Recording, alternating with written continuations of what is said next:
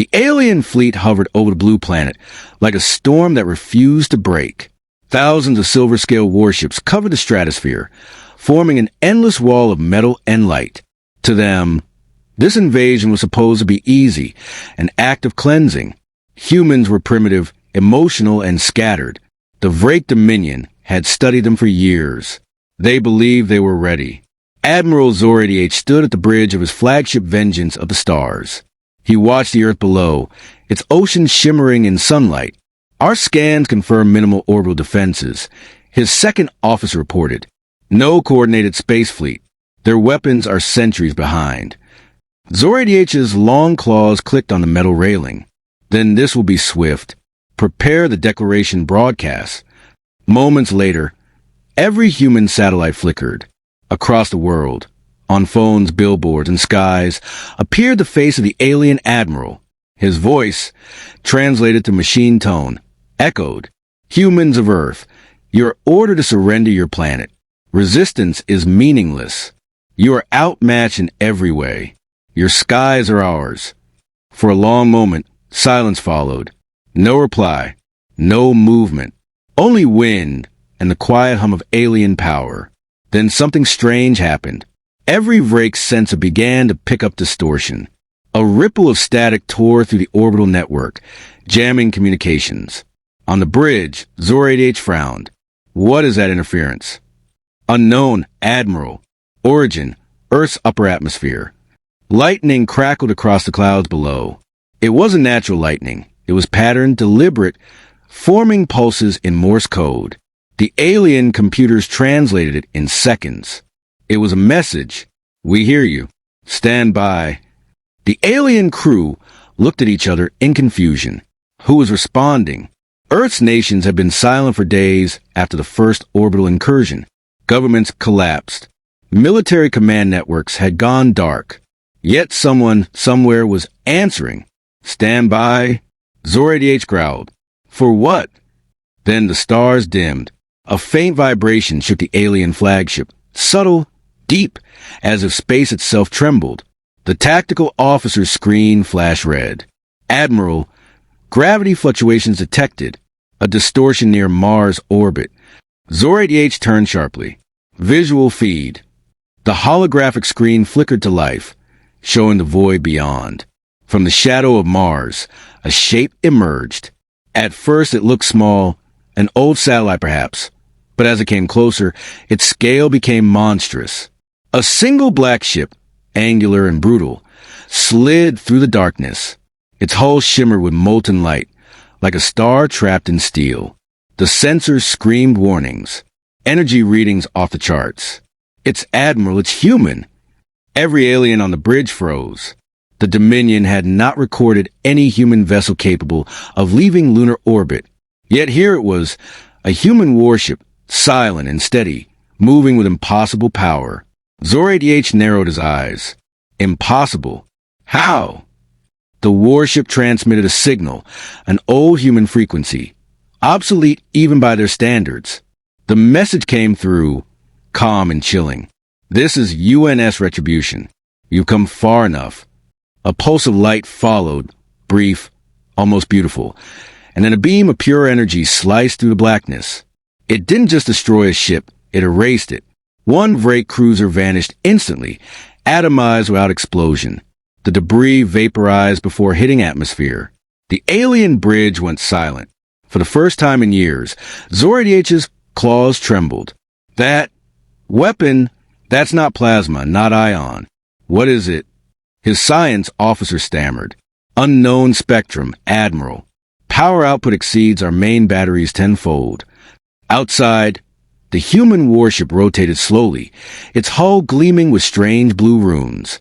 It bore no flags, no markings, only scars from past battles.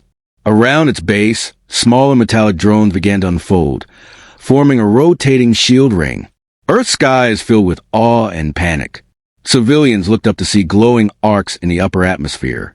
News anchors, who had just declared humanity's doom, now whispered a single word across the world. Hope. On the alien bridge, panic began to spread. Admiral, multiple signals. That warship is locking on. Raise the planetary shield. Zor-88 barked, but it was too late. The Retribution fired again. This time the beam curved, like it obeyed will rather than physics, piercing through 3 Dominion ships and turning them into vapor trails. For the first time, the mighty alien fleet began to retreat. And then, a human voice echoed across every alien channel. Calm, male, deep. We told you not to touch our home. The crew looked to Zor-88 in horror. Sir, what are your orders? The Admiral stared at the growing silhouette of the human warship, its lights pulsing like the heartbeat of a god. His throat tightened. Orders, he whispered. We run. But before the fleet could scatter, the human ship's engines flared again, its energy signature spiking higher than any recorded weapon. Its comms came alive one last time. This is for the children you took. And with that, the skies above Earth exploded in light. Silence returned to space. Where once 1,000 alien warships had glimmered like a metallic sea, now only drifting wrecks remained, glowing, silent, broken. The human warship, UNS Retribution, floated at the center of it all, like a black scar across the stars. Inside the alien command bridge of the damaged flagship Vengeance of the Stars, emergency lights flickered red. Alarms wailed. Smoke filled the air. Admiral Zor-88 clutched his side, his silvery blood leaking through cracked armor. Report, he barked through the haze. His officer stammered. Fleet destroyed. Only 40 ships remain functional. Their weapon, it wasn't energy, Admiral. It bent space. It erased matter itself. Zor-88's mandibles trembled. A space-bending weapon? The humans? That's impossible. They were nowhere near that level. Another officer yelled, Admiral, the human warship is transmitting again. Zor-88's remaining eyes flicked to the hologram. A static-filled image appeared, fuzzy, flickering, but unmistakably human. A man sat in a dimly lit chair, face partly hidden by shadow. His voice was calm, yet cold enough to pierce bone. This is Captain Elias Grant of the United Nations Starship Retribution. You've crossed the line. The transmission ended. The aliens exchanged glances. Zor-88 whispered, Captain Grant? That name shouldn't exist. He was right. The Dominion archives recorded Elias Grant as a dead man. He had been a commander of the last human defense fleet during the siege of Luna 20 years ago, when the Dominion burned Earth's moon to ash. Every record showed his death during that battle. His ship had been destroyed, his body unrecovered. And yet, here he was, alive, commanding a weapon beyond understanding. Zor-88's claws dug into the console. He's a ghost, he muttered. A ghost with a warship. Far below, on Earth, humanity was watching. Military networks that had gone silent suddenly came online. Deep bunkers, hidden from alien sensors, flicker with life. Old generals, once retired, reactivated command protocols written decades ago. Satellite feeds realigned. People across the globe stared in disbelief at their screens. At a command base under what used to be Colorado, a woman in uniform removed her glasses and whispered, He did it. My God, he actually came back. Her aide looked confused. Ma'am, you know him? She nodded slowly. Elias Grant wasn't just a captain. He was the man who built the Retribution. The last warship humanity never launched. Until now. Back in orbit, the alien fleet regrouped behind the shadow of the moon. Zor-88 leaned against the railing, eyes burning. Find me every file on the Retribution. Every rumor, every myth. I want to know what we're facing. The science officer obeyed. After moments of scanning, she looked pale. Admiral, the Retribution is not just a ship. It's part biological. Zor-88 turned sharply. Explain. It was grown, fused from human and synthetic DNA. It has a neural core, linked directly to the captain's mind. The ship's power source is experimental. A miniature singularity, core powered by dark matter. The Admiral froze. That's suicide tech. The human body can't handle that kind of neural strain. The officer whispered, unless the captain isn't fully human anymore. Meanwhile, aboard the Retribution, everything was quiet. The corridors were dark, humming faintly with life. The ship's walls pulsed softly, like the veins of a living creature. Captain Elias Grant walked slowly down the main deck, his boots echoing on the metal floor. He looked tired. His beard had grown uneven, his eyes dim and haunted. Every step seemed heavy, as though gravity itself pressed harder on him than on anyone else. A voice echoed softly in his mind, not from a person, but from the ship itself. "Captain, you're bleeding again." He looked down at his arm. The veins beneath his skin glowed faintly blue. "It's fine," he murmured. "Just keep the system stable." "Your vitals are failing. Neural fusion at 63% degradation." I said I'm fine. His voice cracked, more from emotion than pain. He reached the bridge, gazing through the glass at the ruined alien fleet. "They think we're monsters," he whispered, "but they never saw what they made us become." The ship responded in a softer, almost human tone. "We should leave, Elias. You can't fight forever." He smiled faintly, eyes glistening. "You sound like her." "Like who?" "Like my wife," he said. "She was taken when they invaded London. I promised I'd bring her back. That's why we built you." The ship pulsed gently, almost like a heartbeat. Then the radar flared red. Multiple enemy signatures incoming. The remaining Dominion ships had regrouped and were approaching fast. Admiral Zor-88 has initiated counterattack formation Delta. They're charging ion cannons. Grant clenched his jaw. "Then we finish this." The ship's AI hesitated.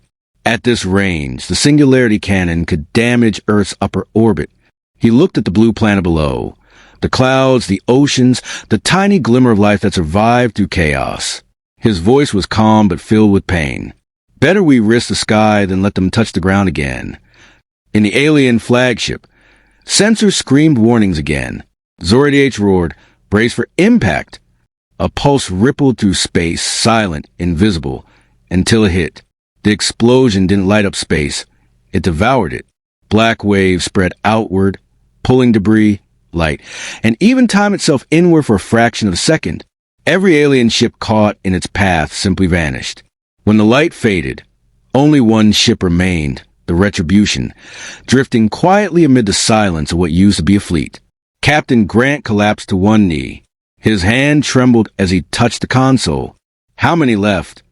"One. The flagship." He exhaled slowly. "Then it's not over yet." The wreckage of the Dominion fleet drifted like a graveyard in the dark. Hundreds of shattered hulls reflected the pale light of Earth's moon, slowly spinning in silence.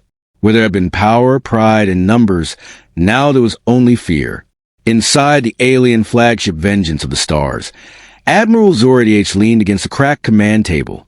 His face was burned, armor shattered. Around him, the surviving officers moved quietly, their voices low. Every sound felt heavy. "Half our systems are offline," the engineer reported. "Shields failing. Weapons reduced to 20%. Communications limited to short range." Zor-88's claws tapped the table. "And the Retribution?" "Still operational," came the hesitant reply. "It's not pursuing us. It's watching." That made it worse. Zor-88's eyes narrowed toward the blue planet below. They were never supposed to reach this level. Not this fast. Not humans. He turned to the star map and zoomed out, showing Mars orbiting quietly on the edge of the hologram. If they built one ship like that, there might be more. The room fell silent. Everyone stared at the glowing red circle around Mars. Zor-88's voice turned cold. "Prepare the quantum drive. We're going to Mars." Far away, aboard the Retribution, Captain Elias Grant sat in the command chair, pale and shaking. The ship's walls pulsed softly around him, like a heartbeat fading in exhaustion. "Elias," the AI whispered, "your neural strain is reaching critical. You should rest." He smiled weakly. "Rest? After 20 years hiding in the void? No, not yet." He gazed at the debris outside. "He's running. The Admiral. He'll head for the colony." "You're sure?" Grant nodded slowly. "That's what I'd do if I wanted leverage." The AI paused. "Leverage? The children," he whispered. "The ones we sent to Mars during the evacuation. They think humanity ended when the skies fell. But 1,000 of our brightest were hidden there. Scientists, engineers, survivors. He clenched his fist. If the Dominion finds him, it's over. Then we intercept. Grant hesitated. His body ached, his mind clouded.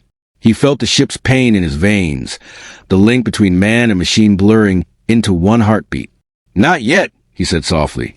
Let him lead us to what he fears most.